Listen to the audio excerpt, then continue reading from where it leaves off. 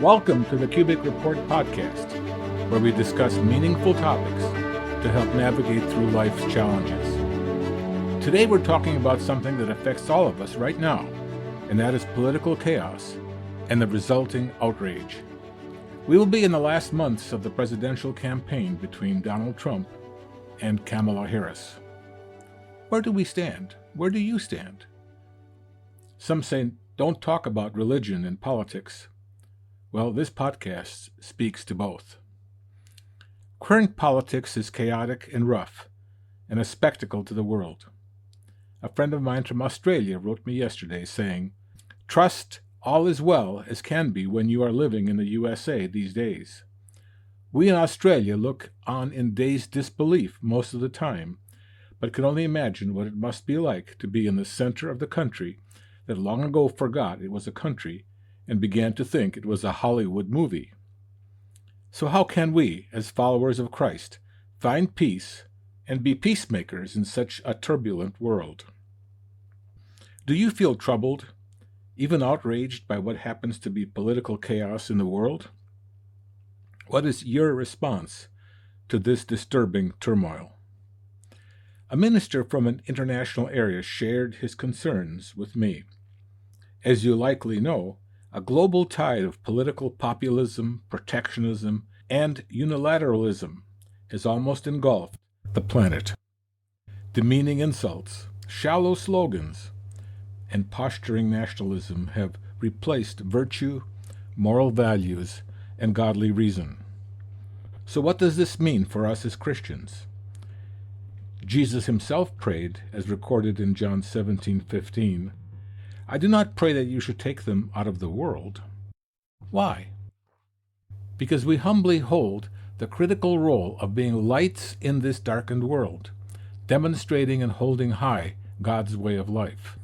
Christ stated in Matthew 5:14-16, "You are the light of the world. A city that is set on a hill cannot be hidden. Nor do they light a lamp and put it under a basket, but on a lampstand, and it gives light to all who are in the house. Let your light so shine before men that they may see your good works and glorify your Father in heaven." But here's a challenge for us. As we live in the world and are battered by swirling events around us, we can inadvertently fall prey to its influence. This is the concern expressed to me by the minister from this international area as he sees the world's politics creeping in on us as Christians. So let me ask you a question. What happens when blind outrage and quasi-patriotic resentment consume a society? Let's consider a few sobering incidents from history. In the middle 1800s, like today, the United States was deeply divided. Then it was an issue of slavery. Unremitting hatred boiled over in the U.S. Congress. In May 1856, U.S. Senator Charles Sumner was working at his public desk on the Senate floor in Washington, D.C. Earlier, Sumner had publicly attacked a fellow senator from South Carolina, accusing him of committing political adultery over slavery. This cruel attack was in response to earlier false allegations that Sumner was having affairs with female slaves. Butler's cousin, Congressman Preston Brooks, believed Sumner's accusations to be grievous slander. Brooks, crippled from an old duel wound, hobbled into the Senate chamber and confronted Sumner. Without warning, Brooks savagely beat Sumner with a heavy gold-tipped cane, severely injuring him. Other senators tried to intervene, but were restrained by Brooks' armed friends. The ferocious beating continued even after Brooks had shattered his cane on Sumner's unconscious form. Brooks then walked off the Senate floor unimpeded. No charges were ever filed. Pieces of his shattered cane were collected and fashioned into rings and keepsakes by Southerners. This unchecked outrage led directly to the U.S. Civil War, where almost an entire generation of young men died. This is shocking. This is what happens when outrage blindly engulfs a society. Here's another lesson from American history. We often read of the wonderful cooperation and magnificent acts of the founding fathers of the United States.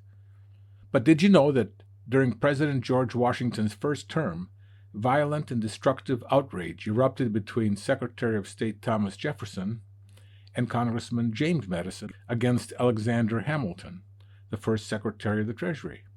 Jefferson and Madison started an opposition newspaper, the National Gazette, featuring anonymous articles attacking Hamilton, possibly representing the first official fake news in the fledgling nation.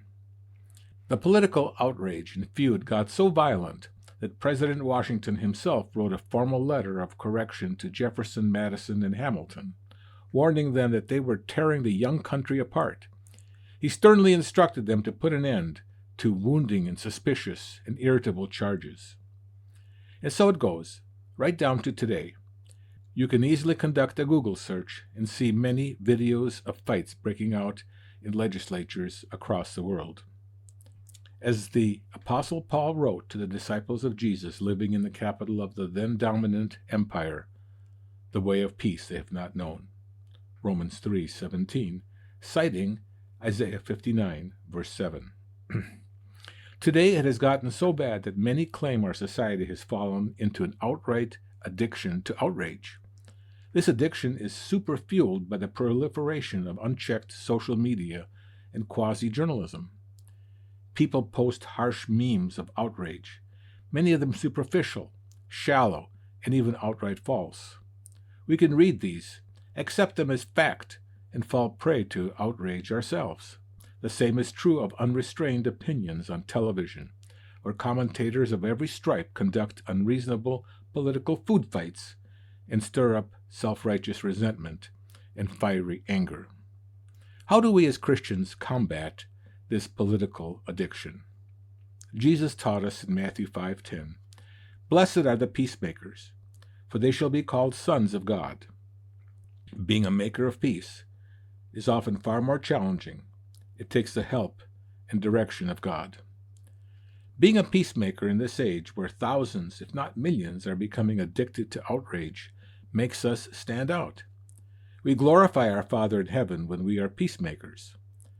As Paul states in Romans 12:18, peacemaking is our personal responsibility. If it is possible, as much as depends on you, live peaceably with all men. The 13th chapter of Romans tells us what attitude and focus we are to have towards human governments that we live under, whether in America, Europe, Asia, or elsewhere. Echoing the words of Jesus, Paul instructs us in Romans and elsewhere to pray for those in power and be subject to them, to pay taxes honestly, and to render honor to whom God puts, or allows to be, in power. Consider that the Roman Emperor Nero was on the throne when Paul wrote Romans, an emperor who would burn disciples alive as human candles and cast them into the Circus Maximus for brutal and lethal entertainment. What do you think the Roman disciples thought of that direction? What point am I making? Politics of the leader don't matter, but our role is clear. We can have our own points of view on current events, and as we do in the proclamation of the gospel, we can surely be counted among those who openly sigh and cry over all the abominations that are done. This is a quotation from Ezekiel 9, verse 4. But as ones who count their true citizenship of another future realm, Philippians 3:20, do our words, especially our social media posts, reflect positive encouragement and an effort towards peacemaking? Let us encourage one another daily, as long as it is called today, so that none of you may be hardened by sin's deceitfulness. Hebrews 3:13. This means taking appropriate opportunities to be encouraging and to be a peacemaker, whether in person, online, or in any form of communication. Being of a liberal or conservative bent is irrelevant for a disciple of Jesus Christ. During his earthly ministry, depending on his audience, Jesus was regarded at both ends of the spectrum. He was, as we should be, focused on the truth of God. He did not endorse or promote the political leaders of his day. As we continue to stand out in a darkened world, consider the words of Paul in 1 Corinthians 5:12 and 13. It isn't my responsibility to judge outsiders. God will judge those on the outside. Moving forward, let us put off any possibility of an addiction to political outrage. Instead, let us set your mind on things above, not on things on the earth. For you died, and your life is hidden with Christ in God. When Christ, who is our life, appears, then you also will appear with him in glory. This Paul wrote in Colossians 3:2-4.